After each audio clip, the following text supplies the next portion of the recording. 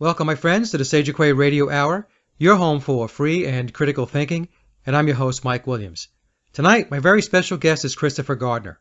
Christopher is a professional body worker from Fort Lauderdale, Florida, now residing in Costa Rica. Graduating from Michigan State University in 1998, he trained in massage therapy while playing in the Arena Football League as a place kicker for the Florida Bobcats. Christopher's studies in consciousness has grounded him into a life-affirming methodology centered around nutrition. Understanding what links real nourishment to optimal health while having a symbiotic relationship with the biosphere is the main catalyst behind Christopher's work. In our discussion, Christopher will explain how diet and nutrition are instrumental in the health of our body and mind. We also discuss how the conveniences of the first world or the so-called developed countries is actually contributing toward the de-evolution of humanity, and how a simpler and more natural lifestyle will help us live a happier and healthier life. And to kick the conversation off, I asked Christopher about his journey in life, and here is what he had to say. My journey started in South Florida. I was born in Fort Lauderdale, Florida. My mother was a nurse and my father was a builder. And when I was a little boy, I had gotten severely ill with gut dysbiosis. Back then, I guess it was 1980, they had no idea what gut dysbiosis was. So I was diagnosed with everything from, they thought I had polio, they thought I had, at the time they didn't have a word for ADD, they just thought I was stupid. I just had every ailment that you could imagine. I was underdeveloped, I had respiratory problems, and by I guess it was right after my fourth birthday, I had gotten to the point where I couldn't breathe, and I actually almost died. So my parents put me on a monofruit diet, and from that point on, I recovered, obviously. And as a young man, as a kid, as a young adult, and then going into my teenage years, I became very athletic. I sort of like kind of rebounded with a fierceness, I guess. And going into professional sports, I ended up being a field goal kicker in college at Michigan State University, and then I signed with the Arena Football League in like 1998, and everything was performance oriented for me. Everything was like, you have to perform under pressure, you have to have ice in your veins, you just have to be able to, when the lights are on, perform. And I started to notice that near the end of my career, I didn't have the stress resilience that I once had, and it made no sense. I was stronger, I was more technically sound, but my mind wasn't as resilient. And once again, this was like late 90s. There wasn't many people talking about, building mental resilience through diet. And I got into yoga. A girlfriend of mine switched me on to yoga, and she's like, you're always in pain, you're always sore, you have sciatica, why don't you try some yoga? And I fell in love, Mike. Like within a month, I was pain-free. I was like, oh my God, this feels so good. A lot of people say that about yoga, that a lot of ailments go away. Yeah, it was really incredible. The connection with pranayama, with deep breathing at the time, I had never done. I had always been a chest breather, like all the weightlifting I did, all the running. I was always like, young man in South Florida, you're always like, have to have the six-pack abs, right? And so I never breathed deeply. I never did the belly breathing that they teach you in yoga. And one day I just had this spontaneous rush, they call it a kundalini rush, where my whole system lit up like a Christmas tree. And then right afterwards, I was without pain. I was like, oh my God, this is for me. I got to teach this. And so that's sort of been my life, is whenever something really helps me, I want to share it. It's just the way I am. So I went to India for a couple of years. I didn't go there for a couple of years. Every year for 2 years or for 3 years, I went during the winter and trained there in yoga and meditation, and ended up meeting a wonderful woman, and we both loved Costa Rica, and we kind of knew that South Florida wasn't for us. So we moved down here to Costa Rica with a group of other yogis. And we wanted to make our dream down here happen. And then moving down here, when you move to the jungle, you have to kind of figure things out. Like you have to really, like all the conveniences of the States of the first world was not here. So Learned how to build while I was here because I was poor. I needed nobody. I couldn't afford to hire anybody else, so it always been in my family. So I had a little bit of a foreknowledge to it. But just learning how to work with natural materials, and then getting into the organic food movement here. I'm lucky enough that my community here is very big into food quality. Most of the people that have moved here for food sovereignty, and they've also moved here so that their kids don't have to be vaccinated. So just ended up getting like, I firmly believe we're the sum of our closest friends, and all my friends here are just really dynamic, healthy people. And so where I'm at now in life is I'm sharing how I build, and I'm sharing how I restored my health. So that's my story. Now, do you permanently reside in Costa Rica, Christopher? Is that where you call home? Yes, it is where I call home, but my legal designation is I'm what's known as a perpetual tourist. So I have not seen, because I travel a lot, I travel all over the world. I'm not going to apply to become a resident, because to become a resident, you have to stay in the country for 9 months out of the year. Okay. And that's not my goal right now. I'm usually anywhere between 5 to 6 months, traveling through the United States and Europe, and then come back to Costa Rica. But this is where if you could say it's a permanent address, this is like where I've been investing my time and energy to live, like primarily. What's the difference, or the differences, I should say, between living in the United States and living in Costa Rica? And I'm talking about, I guess, you mentioned the food, you talked about the vaccines. Can you go a little bit more into that? Because I'm hearing more and more people are heading down to Costa Rica. They're moving to Ecuador. They're essentially departing the United States to go to countries and places where they don't feel as shackled or as encumbered by the laws, the regulations, the statutes of the United States. So could you maybe give the audience a little background on that? Well, it's true. There's just as many laws here as there are in the United States, but they really don't have any way to enforce them. So to give you an example, like my neighborhood is in an agrarian part of Costa Rica near 2 to 3 very touristy hotspots. So in my neighborhood, there's never, you never see cops. There's no need for there to be cops or policemen. Every once in a while, you'll see some government officials, when it comes to infrastructure. But there's really no way to enforce regulation. So here, if you're a Costa Rican, they call them ticos or ticas. If they have children, the social programming that's gone on is that they will just go and get their kids vaccinated. I mean, that's what modern people do. And the agrarian folk think, oh, that's wonderful. Vaccinations are a sign that we're modern. Just like cell phones are a sign that we're modern. And so I could see where it's kind of confusing for the ticos with us being here, because a lot of us come in and we're like doing the exact opposite.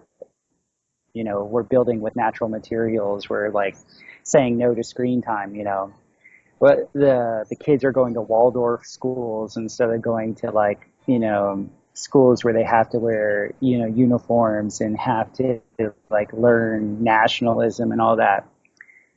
Almost all the young families that are here are in my specific niche, in my little enclave, because I have to be specific. There's other parts of Costa Rica that are just as, formalized as the States. But right.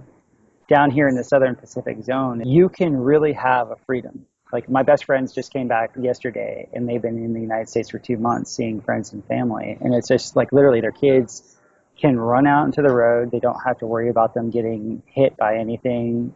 All the neighbors know each other. The way I liken it to, it's the United States 60 years ago. It's much more agrarian. People look out for one another. You can wave to people, and they wave back. Yeah. Like people are genuinely happy to see you. If you make the effort to go see somebody, you're going to sit down and have coffee talk. You're going to really connect. And that's something I got to tell you, Mike, when I was in the States, even when my best friend's there, it's everything is so fast paced. Everything's like go, go, go, go, go. That for those of us that appreciate connecting with people, this environment is it's much more conducive to deeper connection. There's no depth to the relationships and the interfacing and the interaction in the United States. It's almost like a veneer. It's almost Mm-hmm. as if people go through the motions. So this is very interesting, Christopher, that your analogy that it's like going back 60 years ago in the United States. Because I remember growing up as a kid. I'm going to be 57, so I'm a child of the 60s and 70s, if you will. I remember the community-oriented mindset, the neighborhoods, the kids playing in the streets, and so on. So, and I also found it interesting that you said that the folks that are there in Costa Rica, they view the vaccinations as advancement, and you come down, and those Americans come down that know better, say, you know what, that's not really advancement. It's very, very Yeah. interesting how you have that dichotomy. Yeah, it's been a big thing because in our neighborhood specifically, the first real community outreach that was making the link between North Americans and Central Americans was around glyphosate. Mm. Because what's happened in the southern zone here is that less and less the Tico families are getting smaller and smaller. So if a landowner here once had 100 acres and had 10 children, 6 or 7 of those children were helping him keep the fence line clean, keep everything the way it should be. But Right. now that families are getting smaller and smaller, there's not enough manpower. So people have turned to chemicals. So what's happened was at first, people were coming down here and saying, no, don't use Roundup. But they weren't relating to the TICOs where they were at, where like they don't have the manpower to actually do the work that's needed, right? And so what's just now happened in like the last 5 or 7 years is that the gringo population is able to communicate well enough with the Tico population, and we're able to work together to bridge the gap and say, okay, we know that there's not enough people to do all the laborious things that were once there. How can we actually implement smarter systems instead of just defaulting to a chemical? Because here, when you use chemicals, or you actually went to go buy food from a store, or you wear terrible perfume, or you have a cell phone, like you get the chance to have a cell phone, these are all like high status things. Like if you get these things, you're up there, right? Yeah.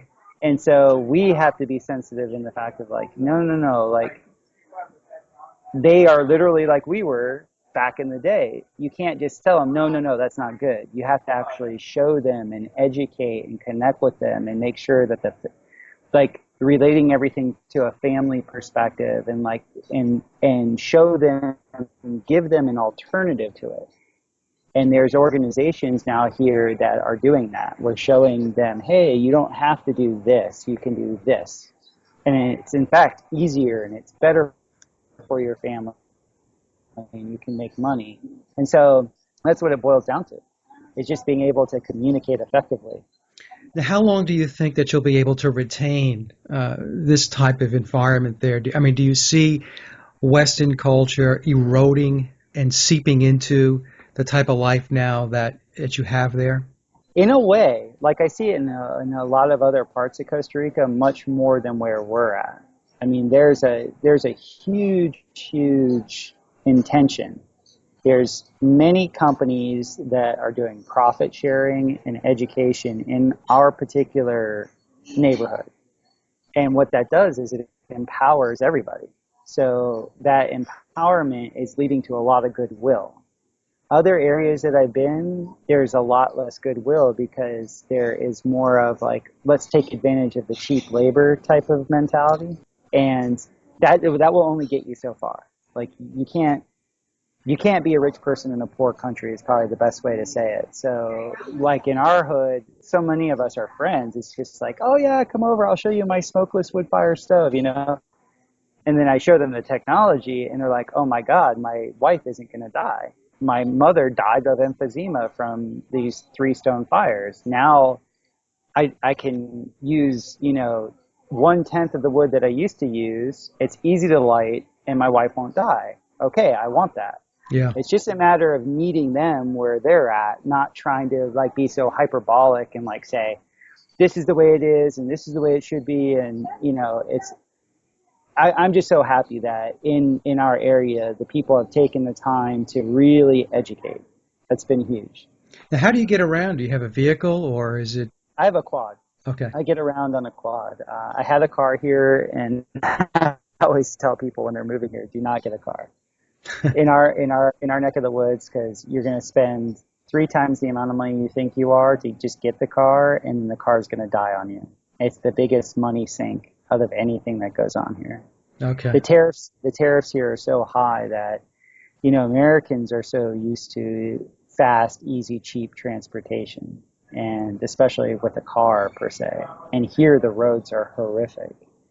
So you drive even, 1/3 the speed that you do in the United States in a normal SUV, and you think, hey, I'm gonna last, but you replace your brakes 3 times a year, turnbuckles, like all of it. It all goes bad here.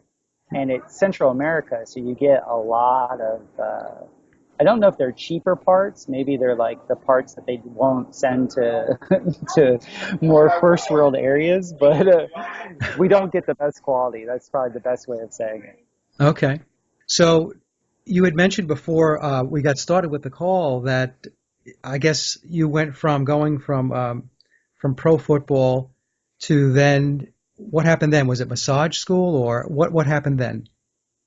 So I had signed with Baltimore out of school, and I got cut because the kicker was an all-pro. Matt Stover was awesome. And then I went back to Michigan State to finish my degree. And so I graduated from Michigan State, and I was kind of floundering because I thought I was good enough to play in the pros. And then I got picked up by the Florida Bobcats, which was just one of the many, I think there was 24 arena football teams at the time. Yeah. And I have to admit, like, I was very cocky. Like, I thought I was above that. Like, I thought it was like, beneath me. I should have been, in the league. That's the way I thought. But when I was there, it actually made me so much better of a player. We had to kick at field goal posts that were half the size, so it was like, oh, wow, you had to get like really good. But while I was there, I started getting into meditation. I was coaching kicking, and I went to a coaching camp, and I was introduced to transcendental meditation. And I did one meditation, and I was like, boom, gone. And I came back, and I was like, what is that? And then like that week or the week after, it was 1999, and no, it was over a month. I don't know if you remember this month in movies, but American Beauty came out, Fight Club came out, The Matrix came out, and Crouching Tiger, Hidden Dragon. They all came out in the same month. And like that summer was supposed to be like the summer of the return of Star Wars, the prequels. Yeah. And that movie was terrible relative to The Matrix. Like I went to and saw The Matrix, and my life changed. So I had transcendental meditation, I had The Matrix and Fight Club, and then I had this spontaneous realization when I was in the locker room of like, it was a game, and I'm looking at all these big, beautiful men, and all of us were in extreme pain.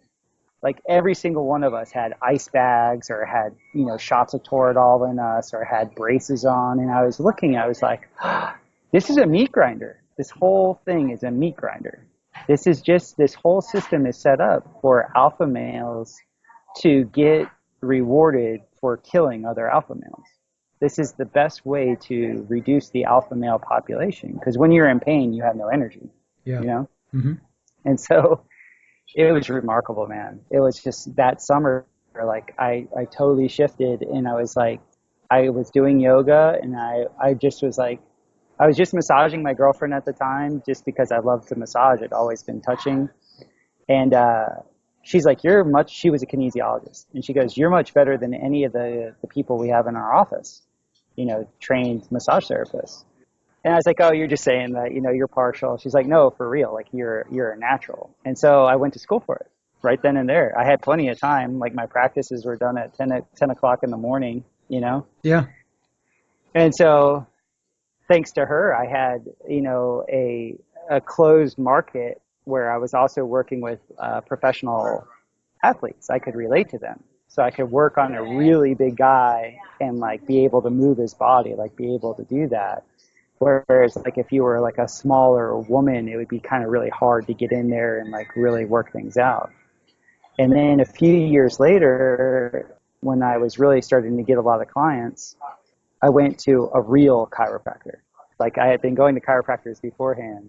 I went to this Dr. Aaron Applebaum in South Florida, and he did a 40-minute adjustment on me, and it changed my vision. It changed everything. Like my whole life was different.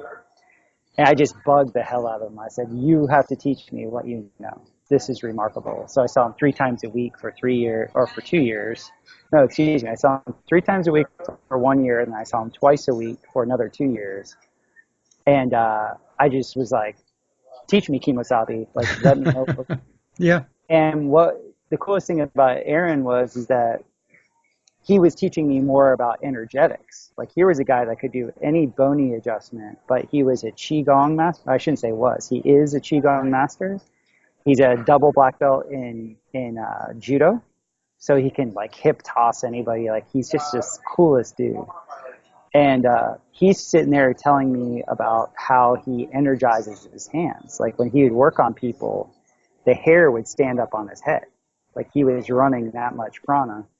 And I was just like, man, this guy's a master. Like he really knows what he's talking about. And the proof was in the pudding, because in South Florida, all of the yogis and all of the massage therapists went to him to get worked on. He was the guy that adjusted all the adjusters, you know? So I was just like so smitten to actually be in that environment. And this was like, you know, late 90s, early 2000s. So like it was right before yoga got like huge, you know, it was really growing. But so I was teaching yoga, I was coaching kicking, I was massaging, and that was my lifestyle. And I was teaching meditation, and it was just like full on. My life was going in that direction of just being able to help people heal from their ailments. It's that whole old adage, you know, you teach what you most need to learn. Well, that was me. Well, that's an amazing shift, Christopher. It really is. Now, I just wanted to ask you one question. You said when you meditated, it sounded like you just took off. So could you describe that experience some more? Yeah, I was in a bunk room with a friend of mine, and I was stressed because I was like I said, that time I was upset that I wasn't, you know, playing.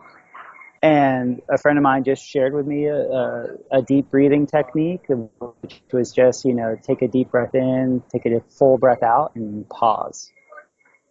Deep breath in, full breath out, and pause. And we did that like 10 times. And then he started to take me through a guided meditation where, all in all, I can't even remember what he was saying.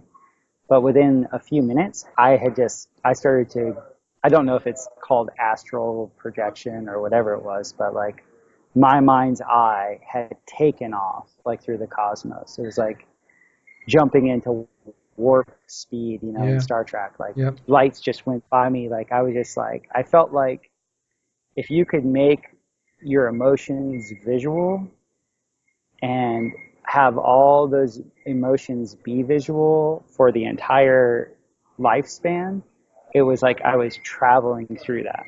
Yeah. And so it was just like, whoa, and I came out of it, and I was like, it couldn't have been more than a few minutes, right? And I'd been in that space for about an hour. And he was laughing. He was like, that's it, you were there. And I was like, what was that? What, like, you gotta share the secret sauce. Like, that was like amazing. And he had been practicing a type of meditation called Atma Vichara. Are you familiar with that? No. Atma Vichara means self-inquiry. So self-inquiry is like where you focus on the sense of I, like your sense of me, the ego.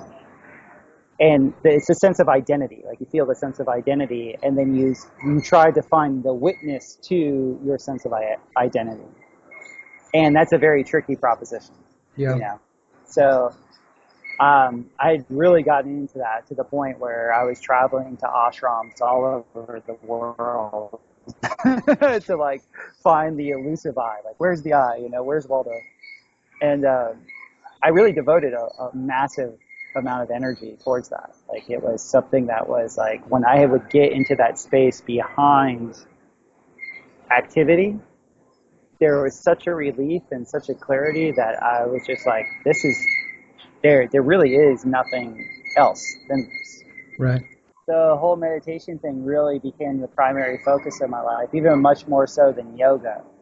In my mid to late 20s, it really became about, finding the sense of I. Yeah, it's very interesting because I'm a spiritual hypnotherapist and I've been in practice for over 5 years. And I had a chuckle when you were explaining this because I myself have experienced the same thing. And I have many, many clients that I've taken into that space. For many people, it's a game changer Yeah. because you're experiencing something that, like you said, you come out of it and you think to yourself, what was that? Where was I? And it can set in place a major shift in somebody's life and put you on a completely different path. Yeah.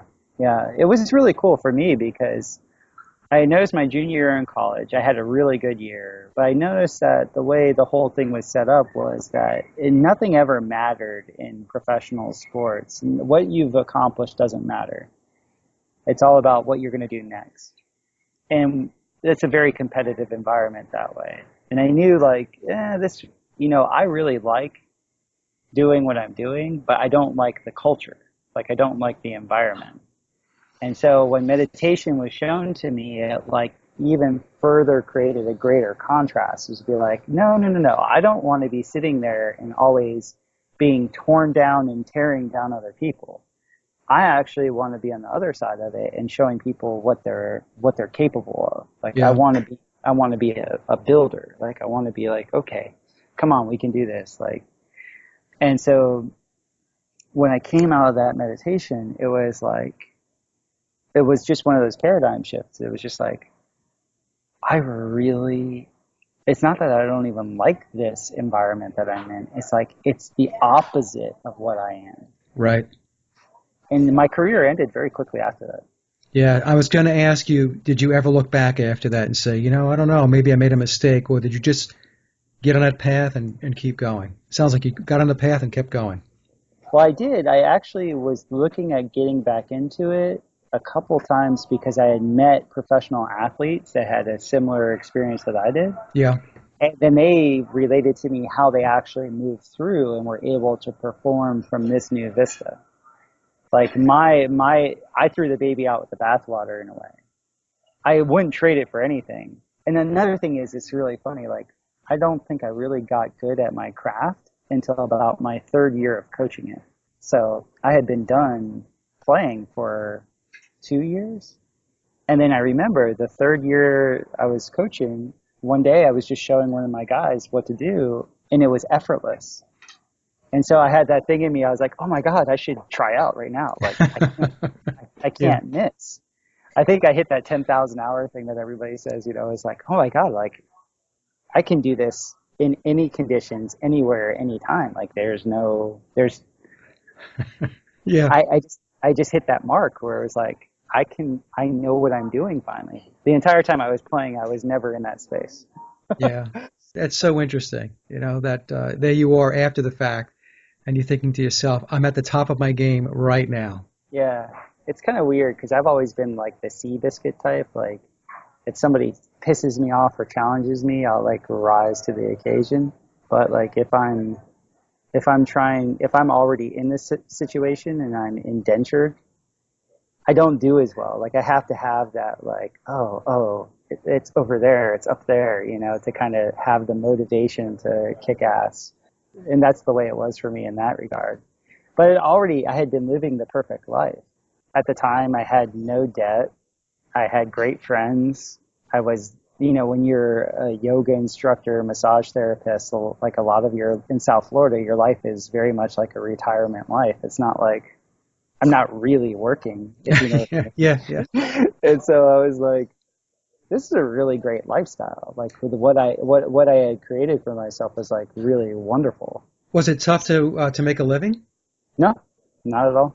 No, I've never had problems with that. Like if I've ever like put my mind on money, I could make money. Like in South Florida at the time, 11 yoga classes a week that I was teaching. I was massaging. I had my massage clientele. I was coaching kickers, so I got paid an hourly rate for that. And then I also, my first 2 years of my massage practice, I was a waiter for on weekends. So I had like 4 or 5 different lines of income coming in where I never felt pressured. Okay. Yeah. Yeah, I hustled. I worked a lot in a lot of different things. So it was just like, as I was trying to figure out like what my professional life looked like, that's what I did. I just dabbled in a lot of little things and to kind of get my footing and establish my professionalism. In a lot of ways, that's the exception to the rule because I know a lot of massage therapists and yoga instructors because of the work that I do. I have a lot of friends and colleagues. I mean, they make a living, but sometimes it could be a challenge. I was really in the right time at the right place, and I never lived beyond my means. So I was I lived a very Spartan lifestyle in the sense that, I didn't need the newest car. I didn't need much. I kept my bills to about $2,000 a month, and I didn't have any problems with that. I didn't like drinking. I didn't like partying, so I didn't waste my money that way. I think that in your 20s and stuff, at least in the circles I ran in, like a lot of 20-something-year-olds waste their money in partying. Yeah. And for me, I was austere. I was in my yoga practice and purifications, and like, if you're not wasting your money on that stuff, you always have enough. Well, that's the thing, and you reap the benefits from that lifestyle, right? Because the other lifestyle is a lifestyle that people are conditioned to participate in. And once that conditioning takes hold, then what happens is you are wasting money. You're not doing good things for your mind. You're not doing good things for your body. Mhm. And you do a lot of people wind up having to dig themselves out of a gigantic hole later on in life.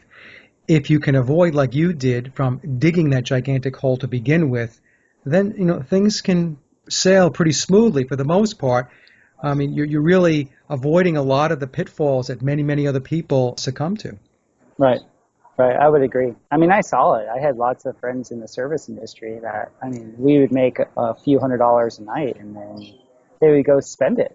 I'm like, wait a minute. I just didn't work a 7-hour shift to make that money just to get rid of that money. Yeah. Like, that makes no sense on what?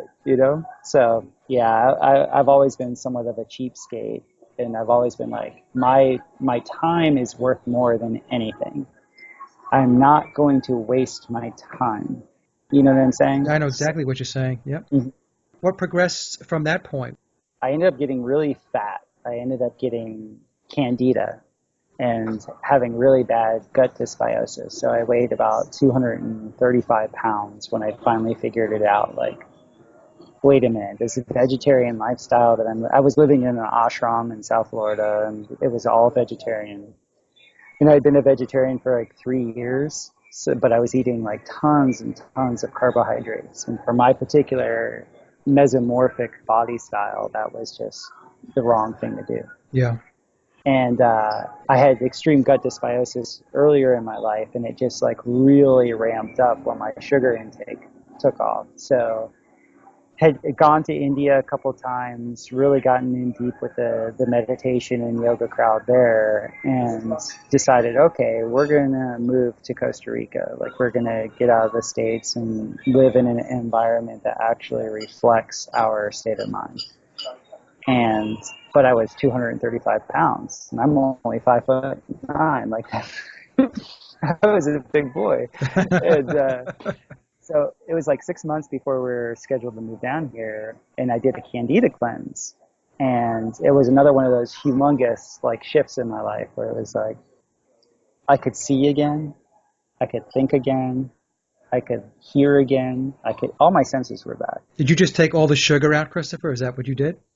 Yeah, I was down to below 15 grams of sugar a day. I was taking a very strong antifungal from New Chapter Organics at the time.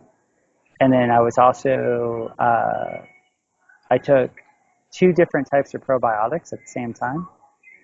And I was doing, now it's termed intermittent fasting. At the time, they didn't have that saying, but I wouldn't eat anything that could be my body could process as a carbohydrate for anywhere from 18 to 20 hours a day. Okay. So like I would eat like at 2 p.m. and at 6 p.m. and then I wouldn't eat again until 2 p.m. and 6 p.m. the next day. And I lost 30 pounds in a month. I was Wow. like, woohoo! I'm like back to my playing weight. But that killed my liver. That killed my liver and my kidneys because I lost weight so quickly and I wasn't doing other things like doing sauna. I wasn't taking any like calcium bentonite clay. I wasn't doing anything that would actually take all the endotoxicity out of my system. So when I was losing all the fat, I basically went brain dead for a while. And we moved down here to Costa Rica and it flared up again because down here it's all about fruit and like carbohydrates, you know, and the environment here is so hot and wet that it was like the candida flared up again. So I kind of learned how to mitigate it down here, but at the same time, I got a flesh-eating parasite called Papillomoya, and so did my wife back then. She got it, and then a couple of our friends got it, and so I got into learning how to get rid of parasites. Like I had never even considered the whole parasitic load on your body, and so didn't even know that candida was considered a parasite once it gets to that level where you have leaky gut. So for about a year here in Costa Rica, I was letting go of the vegetarian ideals, and a friend of mine, you know, she gifted me Sally Fallon's Nourishing Traditions, you know, Dr. Weston Price's work. He was a dentist at the turn of the 20th century that chronicled the degeneration of the jaw and the teeth of the Western world, and he linked it to sugar consumption and carbohydrates. And he showed 12 indigenous populations around the world how they had these big, beautiful smiles and their teeth were perfect. And they never brushed their teeth. They never, you know, they didn't have Listerine. They didn't have any of this stuff. And he was able to make the link between the jaw, the formation of the teeth, and nutrition. And he was like, the teeth in your jaw are all about the quality of nutrition that you put in your body. And they found that there were three things that every indigenous culture that has these big, beautiful jaw lines and longevity have. They all cook over fire. They all have a very high saturated fat diet. And the grains that they eat are all fermented. So if they're going to have any type of grain, it's fermented. They never eat grain like we do in the West. I essentially became a neo-paleo guy before anybody was talking about that. Well, I'm sure there were people talking about it before it was like in the modern lexicon, and because it saved me. Like I was really suffering badly with trying to be a vegetarian in a tropical environment as a white boy. Like my gut just wasn't able to handle it. But very soon after going and shifting out of the carbohydrates and more into eating high quality organic meats, organic green vegetables, really reducing my legume and grain intake, man, everything took off for me. And now, like, I'm almost 40, and my body's much stronger than I was 10 years ago when I came down here. Very interesting. So what are some of the symptoms of candida, Christopher, so that maybe some of the audience can relate? The first thing that you'll notice, it's different for men and women. So the first thing that most people are very unaware of is that they start to lose their senses. You'll start when you have leaky gut, and I want to be specific. When you have the candida to the point where it proliferates into more of a fungi type of thing, where fungus like shoots mycelium, and that when it shoots that through your intestines, you basically get food allergies to everything that you eat. So what occurs is your immune system starts shunting all of its energy to your gut, and then it leaves you susceptible to everything else. All other areas of your body become susceptible to infection. So for me, I was getting parasites here and there. Like I was having all these different problems. I had real bad premature graying. I was actually losing my hair. I got my gut really swelled. Like I had this like spare tire around my kidney area and in my lower abdomen, even though I was like expending tons of calories, you know. I couldn't see, like I would notice that like if I was looking short and then I tried to focus on long distance away, the the speed at which I could actually change focus really had slowed down. Hmm. I noticed that my eyes got tired very quickly, and all these things I thought was just normal aging. Like I just thought, hey, I'm getting older. I'm in my 30s, you know. Yeah, yeah. This is just what happens, you know. I'm getting gray, you know. My dad got gray when he was that, you know, all this type of stuff, and none of it was. I'm telling you, like none of it. Like I started behind the eight ball to begin with, and like to be able to like show like once I took sugar out of my diet. Oh, I have to share this with people, by the way. This is probably the biggest symptom that you have. You have an insatiable craving for sweets. That's the number one way you know you have candida. And a lot of Americans, they will switch. This is a very, very smart parasite. They won't think that they want sweets all the time, but they will reach for a beer or they'll reach for some sort of carbohydrate. And that's what I mean by an insatiable desire for sweets. It's an insatiable appetite for carbohydrates. Like I could not eat enough carbohydrates. Yeah. Like I was like one of those guys that would like have a huge bowl of pasta and be like, okay, I can have 4 more of those. Like I could just eat and eat and eat. And what I come to find out was that my leptin response in my body, like when our system is optimal, we produce this hormone called leptin, which tells us that, hey, we're full. Well, that mechanism had been destroyed in me.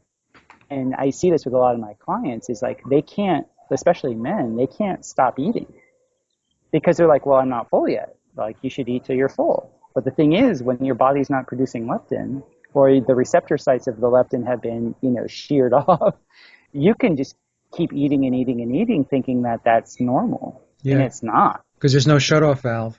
I mean, I was literally eating like 3 to 4 times the volume of food that I eat now. And I see this with a lot of my friends that are vegetarians, that are raw foodists. Just the sheer volume of food that they eat is mind-boggling. Like there had never ever been a time ever in our genetic history where people could actually eat that much volume of food. I mean, it's ridiculous. Yeah. And they look and they just keep eating and eating and eating, and they're like, oh, it's healthy. I should just keep eating and eating and eating. And I'm like, no, when you're healthy, like Mike, I have literally a bowl of food like this big, right? And maybe half of a bowl a day. And I'm a 185, 190 pound guy, right? And I'm good. Like I'm solid. Back when I had candida, I could eat 4 to 5 times that amount. So I always ask people, what's the volume of food you're eating? Don't count calories with me. None of that matters. What's the volume of food they're eating? Do you feel full? Most of the time they'll say, oh, I don't feel full. Another thing I talk to them about is their senses. Like, when was the last time you felt like you had good vision? When was the last time you technically had good vision? How sore do you feel? This is another big thing, is that a lot of people have their pain tolerance. When you have candida, your pain tolerance drops tremendously, and it's because your body's in a constant state of acidosis. So in massage school, they taught us, like, whenever you're dealing with people that their muscles are weak, whenever you don't use your body, whenever you don't use your muscles, the glycogen in the muscles will start to oxidize, and it oxidizes into a form of lactic acid. So when you massage that, if that acid comes and touches the nerve receptors, you feel pain. That's what the feeling of pain is. So in massage school, they taught us, okay, if like you're massaging a very unhealthy person, you have to be very, very light in touching them because they're just going to be in a constant pain response because of the acid. I'm very interested in this because I have somebody, in my family that experiences a lot of chronic pain. So continue, and I'll ask some questions. Maybe I can help her. Oh, I'm so happy about this because, so when I'm massaging people that are that are overweight, what will occur is that I can barely touch them. And it's because of this extra lactic acid, or there's another type of acid, I'm forgetting what it's called. So I can't really do anything for them, right, from a deep tissue perspective. But when I work on people that are extremely fit, I could put my entire body weight into them, like elbows, knees, everything, and they're never in pain. And the difference is that because they're fit, their body actually uses all the glycogen in their muscles. So when I go to actually massage those muscles and work on the connective tissues, there's no acid that's being released into their system. So for them, it's just this pleasurable, like, oh my God, he's actually just manipulating my body back into the correct position. So there's one less layer that I have to work on. Yeah. And I can see now where most of the people that I work on that are overweight, like especially my long-term clients, they're not only shielding themselves from their environment with food, because when you eat food all the time, it acts as a barrier. It kind of numbs you, you know. They use that to numb them, but it's actually quite literally like an insulation. It's literally insulation to their environment. So I wrote an article or a blog post on my site that talks about the turtle shell effect in modern world. I really believe almost all of the people that end up becoming overweight in the modern world, it's because they're actually ultra sensitives. That's what happened to me. I was an ultra sensitive. I'm extremely sensitive to Wi-Fi and extremely sensitive to chemicals. And so when all these things start to occur to you, it's like too much information.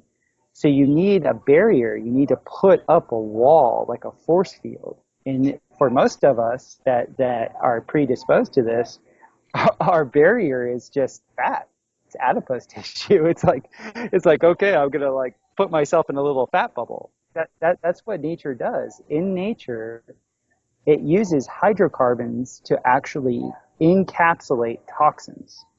So when our body becomes so toxic, it actually needs to encapsulate itself from the epigenetic influences of the environment.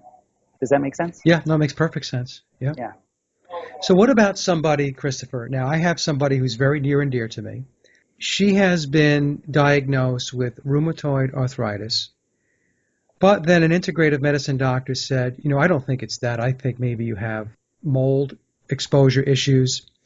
So it just seems to be well, let me just phrase it this way. It doesn't seem like the doctors really know what it is. So what happens with somebody who has something like that? In other words, she's experiencing a lot of pain in her extremities, in her ankles, balls of her feet, her wrists, her knuckles, and into her fingers. And every once in a while, it'll creep up into the arms and into the shoulders. She's going through a lot right now, working with an integrative doctor to try to figure out what's going on. But, we're not seeing the progress that we had hoped that we would see. So if you had somebody that came to you with those types of symptoms, what would you look for? What would you suspect that maybe we should start here as what the problem might be? I would ask about the diet. Like I'd find right out off the bat, like what her normal dietary routine is. I would ask her about her cravings, like what she actually craves, because what people crave tell you a lot about what's actually, running the show from an endocrine perspective. Yeah. I would ask about her physical routine and her environment, like where she lives, where she works, what she actually does for a living. Does she feel a sense of satisfaction with it? And then I would also ask a lot of interpersonal questions about relationships, because our relationships are it's a deeper level of how we actually interact with our environment. So people that are in our environment are our environment, right? So, I've had the fortunate I've had fortunate friendships with homeopaths, and I love the way a homeopath actually looks at a person's physical, their biology is their biography. They like to say that, and I really do believe that. Like, I've seen that enough in myself. Like, I was big and swollen when I needed to be big and swollen because my environment wasn't right, Yeah. you know? So whenever dealing with arthritis specifically, I've had probably a dozen clients that have had rheumatoid arthritis. The joints, whenever the joints are inflamed, that's what arthritis is, there is definitely a dietary component that needs to be looked at. The joints are it all depends what you're genetically predisposed to, but the joints are usually showing you that you have a chronic allergic reaction to something you are putting in your body. Almost all the people that I know that have rheumatoid arthritis, not almost, in fact, every person that I've worked with that's had rheumatoid arthritis, they're all extremely allergic to grains. Okay. So just right off the bat, I ask them to abstain from grains. And, later along in their progress, like once the inflammation's gone down and their pain state has gotten to a point where they can manage their pain state, say they're at a 10, say they get down to like a 2, like a 3 or a 2, then just adding, a very specific type of grain that's been fermented, I'll just test it to see how their body reacts. But another thing I really get into is with people is where they're at with their mineral uptake. So in my community, this is something I've seen a lot. Like, people eat very good food, but they don't eat it at the right times, and they don't eat it with the things that would be complementary to it so that your body could absorb it. So for example, I have a lot of friends that are vegetarian that eat these huge salads, but they don't put any fat in the salad. But most of the nutrients and vitamins that are in that salad are fat soluble. So you just ate all this great roughage. You ate all these things that should be just wonderful for your body, yet you're not going to absorb any of it. And another thing is that I was exposed to Ayurvedic medicine in my early 20s and when I was going to India. And I actually think their way of looking at food from an elemental perspective is much more balanced. So when I was a vegetarian and I was eating all this roughage, like all these greens that are very hard for my body to actually digest, I was causing more damage to my gut than actually taking a step back and eating what they would consider pre-digested food, which is cooked food. When you look at it, when you cook something, you're pre-digesting it, right? Yeah, right. So in Ayurvedic medicine, they say, if your gut is injured, why would you put something that's hard to process in there? So I think that's totally accurate. I mean, it was accurate for me. And then I started studying. Have you heard of the Dr. Natasha Campbell McBride? No, I have not. She wrote a book. She's a neuroscientist from Russia. She's now a U.S. citizen. She wrote this book called Gut and Psychology Syndrome, and it's the GAPS diet. And she took an Ayurvedic perspective, even though she didn't know it was, because she's looking at it from the neuroscience perspective. And it's really that, like, be gentle to yourself. This is something I'm always trying to impart to my clients is, like, you have to be gentle with yourself. Don't feel guilty for your dis-ease. Almost everybody feels guilty for them being overweight or being in pain. I'm like, why do you feel guilty? Let it go. Like, because guilt will, like, create a tripwire for you to keep, doing the same thing over and over and over again, right? So this is a huge thing with her, is to, like, first remove those things that are creating the pain. And almost every time in the case of rheumatoid arthritis, it's an allergy to grains. I'm not saying that's the only thing, but it's a big part of it. Okay. Yeah. Do you know about her diet? Does she eat grains? She eats grains. Yep, she eats it. I mean, she was trying to do gluten-free. I mean, she was trying just about everything. They have her on a bunch of supplements and stuff like that. But like I said, we're not seeing the progress that we would like to see. So yeah, I mean, I would love to talk to her. I'd love to, like, see, because, a lot of times when I'm speaking with somebody directly, I have like more of an intuitive sense. I can go, oh, okay, what about this? What about this? What about this? The diet, this is where I've gotten to. And I really recognize you can work on all the peripheral, like higher order things, but if the diet isn't right, nothing is right. Have you heard of Wim Hof, the gentleman named Wim Hof? No, I'm batting zero with you now with people that I should know. No, this guy's amazing. He set world records for doing underwater swimming in ice cold conditions. He's hiked Mount Everest, without a shirt on. He's done Mount Kilimanjaro 3 times. He's taken, people in their later 50s and 60s up Mount Kilimanjaro. And he's learned this method of being able to breathe that creates a very high state of oxidosis in the system. And so what this means is that his blood is super saturated with oxygen. So when people go get ozone therapy, what feels so good in ozone therapy, especially spot ozone therapy, where they're having a pain response, is when you're having the pain response, that's the acid, remember, that I was talking about. Well, the pH of acids are, much lower, or excuse me, when the pH is low, the acid is high. When you add oxygen to the system, to that, it alkalizes the system. So he will get his body into a high alkalosis state with the breathing. I misspoke earlier with the oxidosis. He'll go into alkalosis. And so what he's effectively doing is turning all the pain receptors off. But at the same time, and this is the coolest thing, the glycogen mechanism in the system that we were talking about earlier gets turned off. So the muscles in the body the muscles act like a battery. And what I've seen when it comes to people that are depressed is that they have a very, very low muscle tone.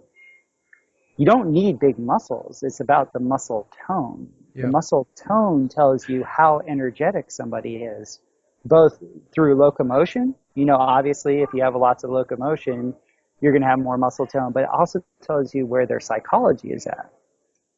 And without fail, I'm not going to ever say 100% of the time, but in the circles that I've run in looking at my own body as a barometer, when I was in a very soft state where my muscle was underdeveloped, I was in depression.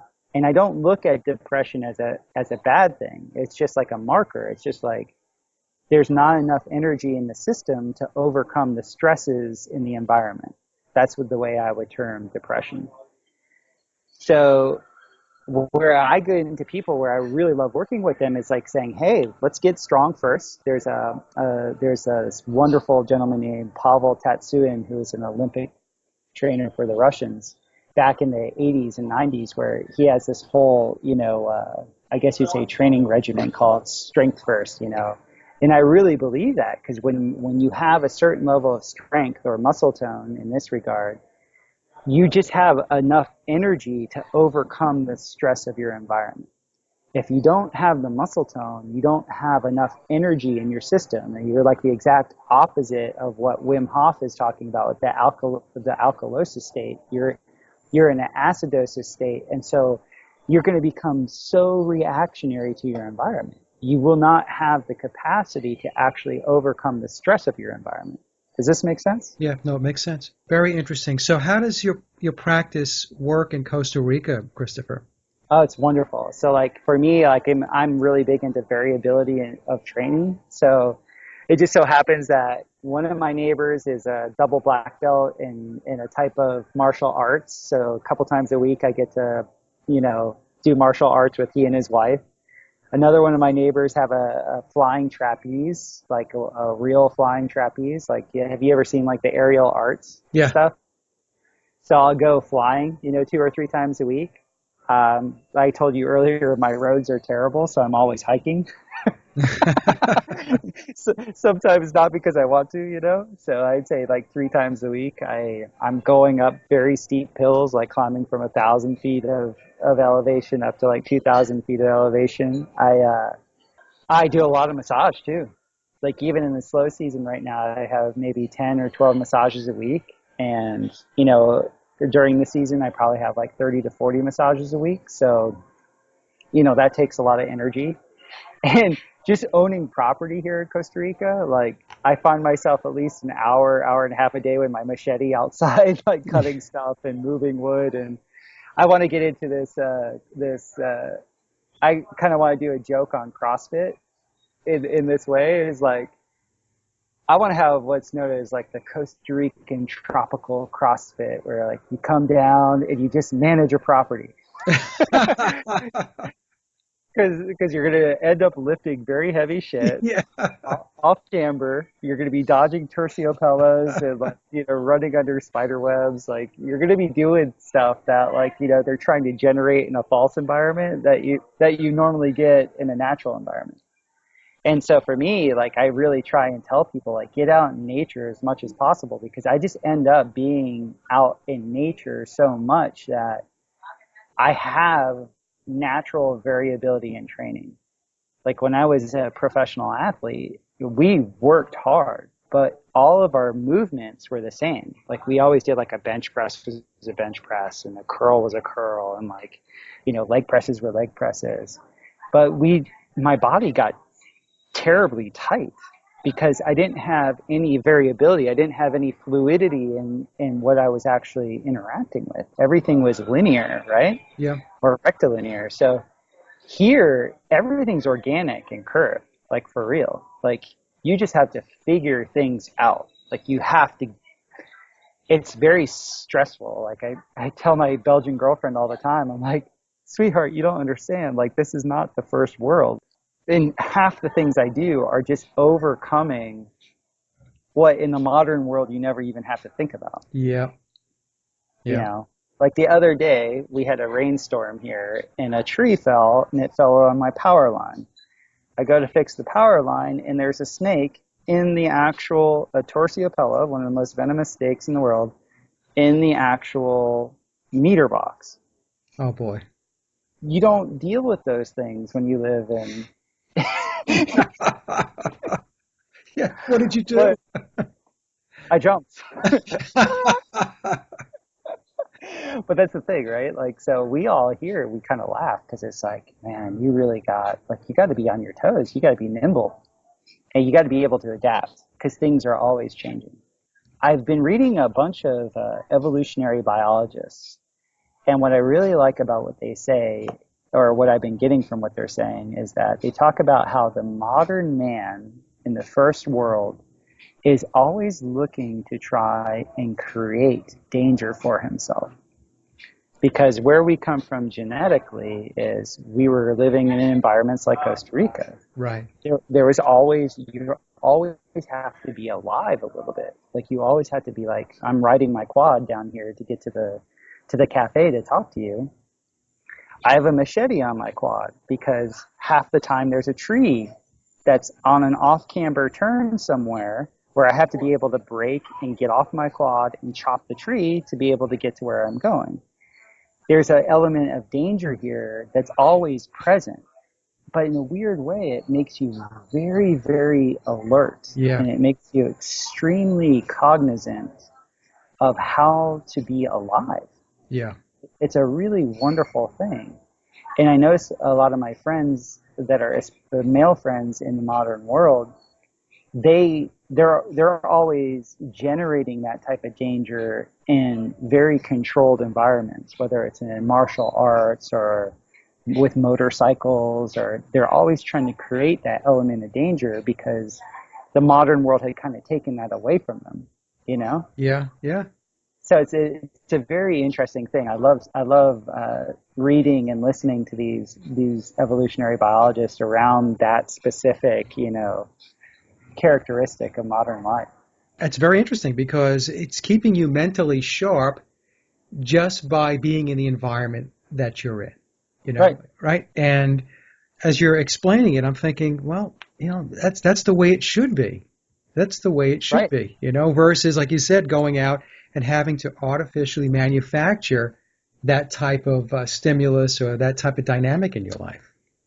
Yeah, I read I'm trying to remember who it was. I think it was Dr. Christopher Ryan. He talked about how industrialists had figured out at the turn of the 20th century that industrialization was going to take the danger away from most young men. So this was advantageous to them because what started to become very profitable was war, right? So the way that you could sell war, and especially sell war to young men, was that you brought glory into it. The glory of defending your motherland, the glory of defending your country, the glory of, fighting with a band of brothers, like all these things that when we were tribal, we had every day. Yeah. And there is a solidarity. I mean, I've played team sports and I've lived in an environment where we've literally had all of our bridges knocked out from floods.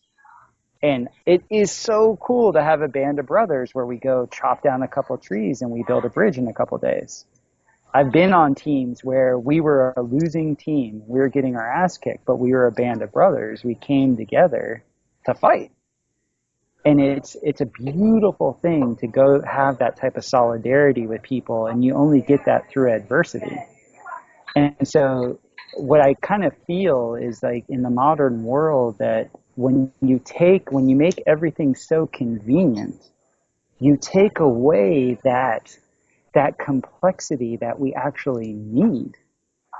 We need to go through some rough times. We need to be able to band together in a tribal mentality here and there. That's not, out to go kill somebody in some other country, but like actually have that teamwork. And I don't know if this is so for women, but I'm speaking for men specifically right now, but like have that, like, all right, let's overcome this trial and let's do it. And we'll laugh at the end of the day, even if we're bloodied and battered, like we had gotten through it together. Right. Well, there's that whole common unity in the community aspect that is missing in the so-called advanced countries, So I think what I see, Christopher, is that especially a lot of guys have become very, very soft. I mean, I don't mean that in a negative way, but what I mean is, they don't have that natural sense of connectedness, just that belonging to, almost like that. I don't know if this is going to make any sense, but belonging to your tribe, doing the things that you need to do to make sure that their survival, to make sure that those in your community are taken care of. But it was all at one time, it was packaged as part of life. It's just when you were born into the world, that is what life was. It was part and parcel of existing. I don't see that anymore. I mean, I'm seeing, or I should say that I'm seeing less and less of that type of drive, motivation, thinking, aspiration with a lot of men, especially in the developed countries. I would agree. Like I wrote this a couple of years ago. In fact, Ollie really liked this. I was talking to Ollie about this last year. I said, those that, if there are a group that wants to control people, it's very simple how to do it. Instead of like trying to be, over the top, whips and chains and stuff like that, instead of killing them with kindness, you kill them with convenience. Yeah. You make everything convenient. And when you get things that are convenient, you become soft. Right. You just do. It's without a doubt. And all of us that live down here, it's so funny because when we go back to the States, it's so easy to do anything there. It's so easy. All of us, we know we could move back there and absolutely crush with businesses if we wanted to in the States. But why? Why do that? Right. For what? Because it's so much easier there, and people just get soft. It's true. It's a success. Like I've been a part of good teams and bad teams. And the one thing about the good teams is the biggest thing that you have to fight is complacency. You get sort of entitled. There's a sense of entitlement. Yep. And when you have a culture that believes that, they're just entitled. We're just entitled to all these good things. This is just what's so. That entitlement really deadens the capacity for evolution. I agree, and you see it here because when, as an example, if you guys go from Costa Rica back to the United States, like you said, it's so easy to do things here. But in reality, it's an artificial environment, you know? Right. It's an environment that's been manufactured so that it does instill complacency and apathy and softness, you know? So I don't know how we overcome that, Christopher, as a civilization, as humanity. I try not to think of it in such broad terms because I think I get really depressed when I do that. Like when I go back to the States and I see like very like young men, like, the kids of my clients there, like I really like get sort of hopeless. Like you have no capacity to really stick to anything. You're ADD. You don't know what it means to actually work hard. And like when I was in India, one of my mentors there, he was so specific. He said, all power is the capacity to focus. So when I see the majority of these young men that are ADHD or ADD, they have no capacity to really focus on anything that could get things done. They can move, data and bits of information around, but when it actually comes to doing real work, it's like, uh, and who's to say? I don't know. I can't prognosticate the future. I mean, if robots and machines are supposed to be doing everything for us, I think that's a sad time. Because there's nothing better than a hard day of physical work. I'm not saying we should all like strive to work hard physically, but like there's something so satisfying about using all of your body. Right, and that's because that is your natural state. And I don't care what anybody says. I mean, they say, "Oh no, we've evolved. We've evolved I into don't this." believe that. I believe we've devolved. I really believe we've devolved. Like when I look at it, I don't think we're evolving. Actually, I think certain capacities have evolved, but like you said, they're evolving from an artificiality. Right. I actually think, the yogis from the Dravidian cultures, pre-Diluvian Dravidian cultures, they could do a lot more than we can do now. We're using cell phones and Skype to like talk around the world. I've had enough psychic communication to be like, oh, that was just our natural state. Yeah. You know, I've seen people levitate. I've seen people do things that should not happen, given the modern structure. And it's just like, because these gadgets end up ruling everything, it's like, oh, we're so advanced. It's not that we're advanced. We're devolving because we need more of these things. Yeah. so, Right. so like to me, like I look at, like I'm a nerd. I love the type of building I'm into is they're called geopolymers, and it's like the way that the pyramids were built all around the world was with this geopolymer technology, and it's so obvious. The geopolymers are the way humans used to make stone, and when I say that to people, they're like, "What? We can't make stone. Stone is totally geological." No, no, no, no, no. Today we make a stone called cement, but that's an alkaline process. Our forefathers made stone through an acidic process called geopolymerization, and they did it so well that we still haven't figured it out, except for one man. And it's just like, you want to know why there's no like paper that goes into these stones in the Great Pyramids? It's because they cast them in place. They're all cast in place. And Yeah. so, like, I started studying all this stuff, and I'm like, the technologies that were used by our forebears was so immensely brilliant that we're just now like starting to touch it, right? Right. I'm not convinced that we're evolving.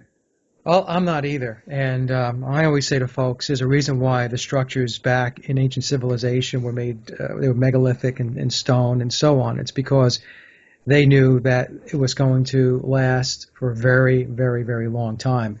And if you take a look at our culture and you wait 500 to 1,000 years from now, and You won't see anything. you won't see anything. I No. know that's very hard for a lot of people to wrap their heads around, but that's Can what I will be there, nothing. can I give you an example of that? Sure. Okay. Down here, there's lots of contractors that come down here and build timeshare type things. Well, one of the timeshares right here in Dominical got shut down a few years ago. And it was all like glass and steel, cement, and all this stuff, like really, really quick construction. In 7.5 years, those buildings were pretty much just eaten by the jungle, right? I go up into the mountains talking with my Tico friends where their father's father had built them what's called a trapiche. And a trapiche is like a dome that's used as a huge oven so that they can cook down sugarcane, right? Yeah. No roof on this thing, built out of clay. It's lasted 60 years out in the rain.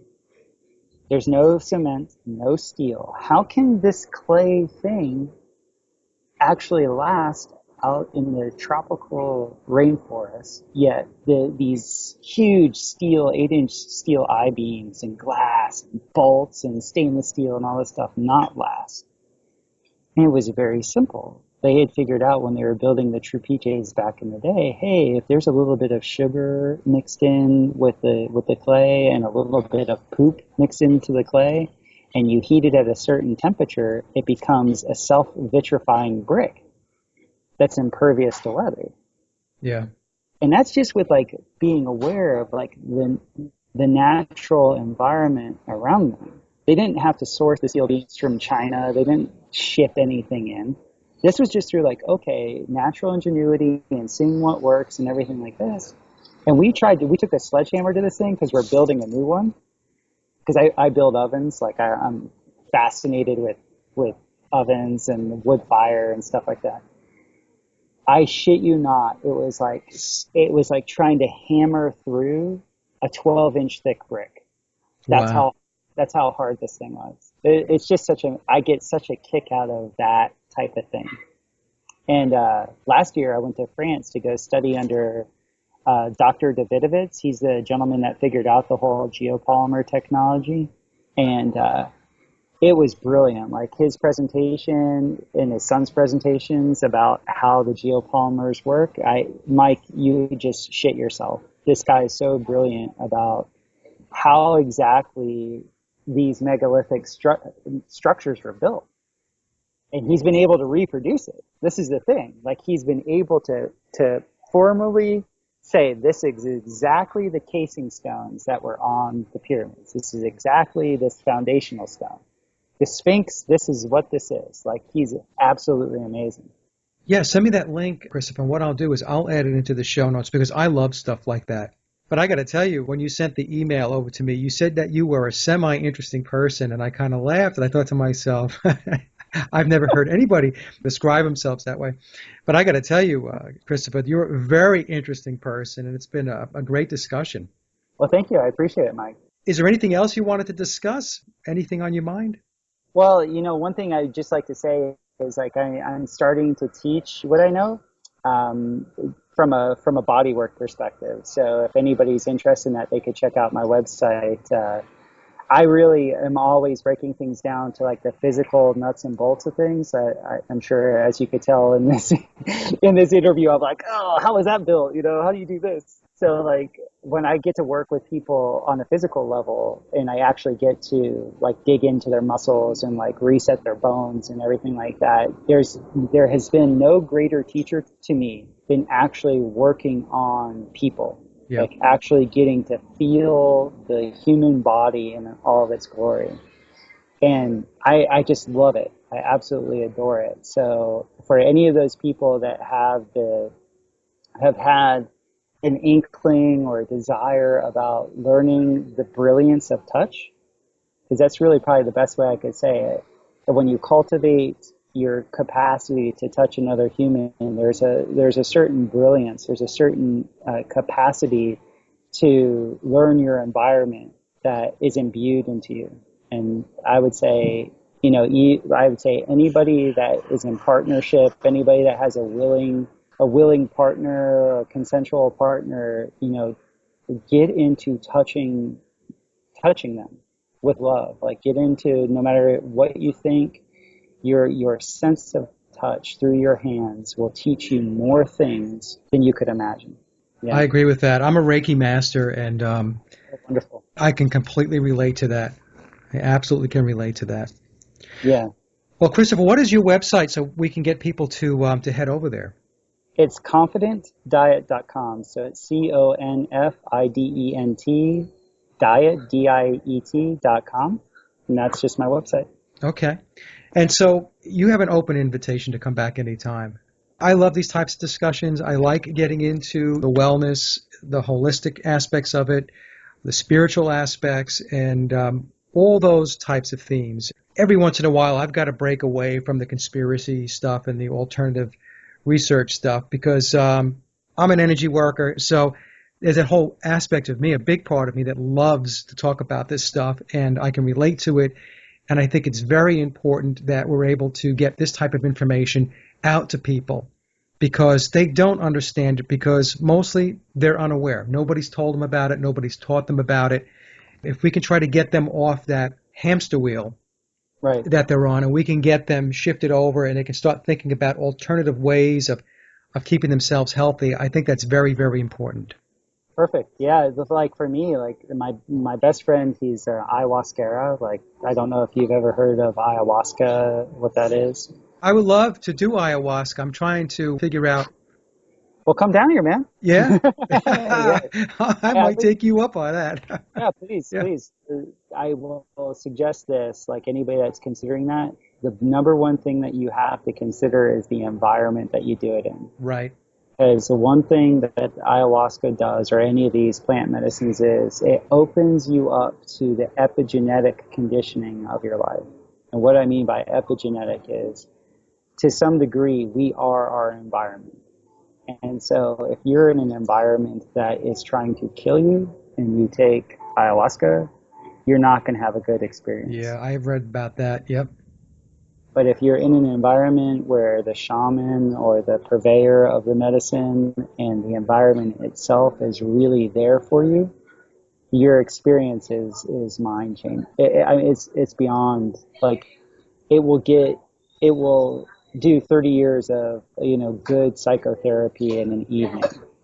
Like the amounts of transitions that I've seen with that. And the cool thing is too is I have enough people in my life that have tried all the different plant medicines where I know now that those frequencies are always available to us. It's just like when your body chemistry changes a little bit. Yep. It's like the same thing like Wim Hof is talking about when you go from acidosis to alkalosis, like a whole new vista is there. Well, it's the same thing with these plant medicines. They change your vibrational frequency to the point where you're like, oh, that's what's happening. So it's like, and so I really recommend anybody that wants to do anything like that, come to an environment that is really there to nourish them. Well, I may seriously take you up on that offer, to be honest with you. Christopher, I'm really, really happy that we connected. And like I said, you have an open invitation. It was really a fantastic conversation. Yeah, thanks, Mike. I really appreciate it. I'm going to have to thank Oli for having good friends. Yeah, Ollie's great. Ollie's wonderful. Like he and I mean, I think the first time we talked for like 6 hours straight. Like it was just, Yeah, we're soul brothers. he's a great guy. All right, Christopher, I don't want to take up too much of your time. You've been so, so generous. And what I'll do is I'll email you maybe later on today or tomorrow. Okay, perfect. Okay, and I'll reconnect. All righty. Sounds Bye-bye, great, my Mike. friend. Bye-bye now. I see you. And that concludes another Sage Quay Hour interview, and I hope you enjoyed the discussion as much as I did. Links to my guests' websites and social media are included in the show notes below. And as always, I'd like to thank everyone for listening and visiting the blog. You can get to the blog by typing in sageofquayradio.blogspot.com or simply head over to my hub website at sageofquay.com. Also, if you get a moment, please visit laboroflovemusic.com to listen to my album, Leaving Dystopia. And remember, live in truth and always serve creation. It's really that simple. See everyone next week. Be safe, enjoy, and God bless.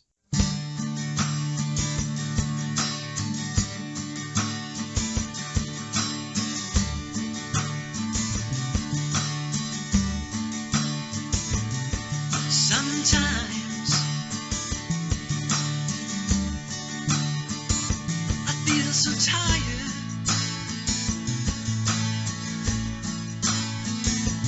but today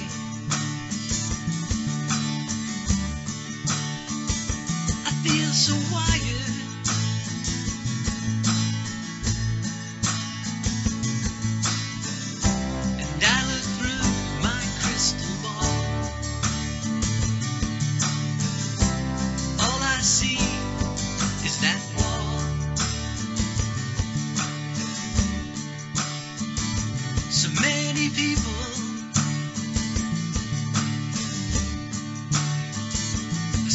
standing still.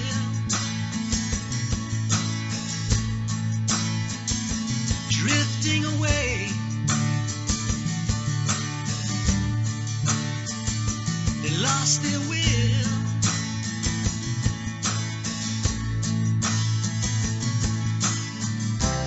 I just want to shake them and give them ears. Wake up, stop living in fear.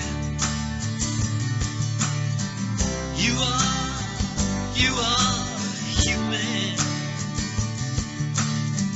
You are a beautiful soul.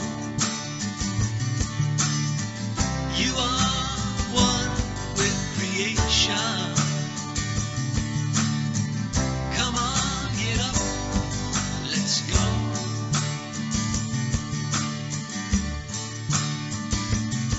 Sometimes I feel so cheated.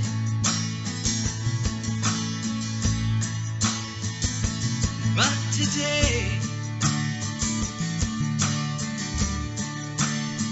I won't be defeated.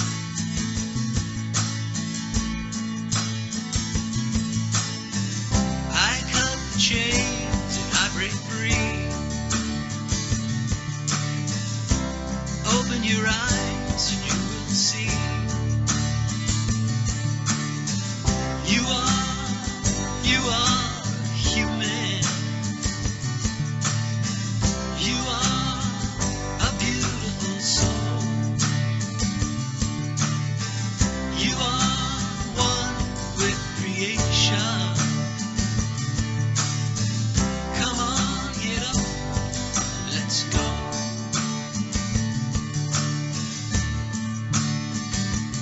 We are here to live and learn.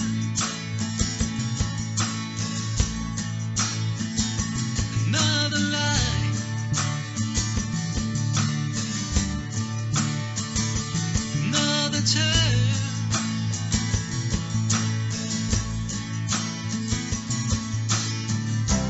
Don't be afraid to shine. Don't be afraid to open your mind. You are human.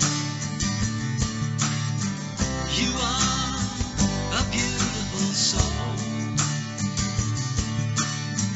You are one with creation. Come on, get up, let's go.